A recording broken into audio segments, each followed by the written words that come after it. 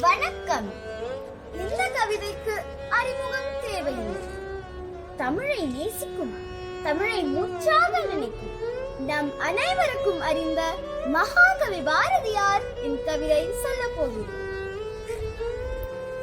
தேடி சோறு நிறம் தின்று பல சின்னஞ்சிறு கதைகள் பேசி மனம் வாடி துன்பம் மிக உழன்று பிறர் வாட பல செயல்கள் செய்து நரை கூடி கிழப்பருவ மீதி கொடும் கூற்றுக்கு பின்மாயும் பல வேடிக்கை மனிதரை போலே நானும் வீழ்வேன் என்று நினைத்தாயோ?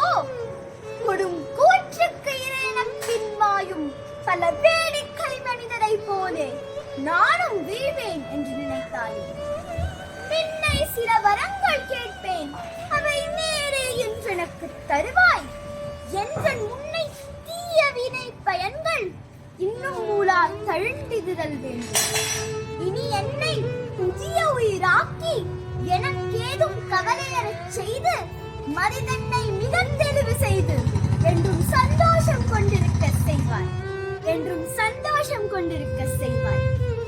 தோழை வலி உடைய தாக்கி உடற் சோர்வும் பிணிப்பளவும் போக்கி அறிவாழை கொண்டு பிறந்தாலும் கட்டுமாறா உடல் உறுதி தந்து சுடர் நாளை கண்டதோர் மலை போல் ஒளி நன்னி திகழும் முகம் தந்து வடமேனை வெல்லும் முறை கூறி தவ மேன்மை கொடுத்தருளல் வேண்டும்.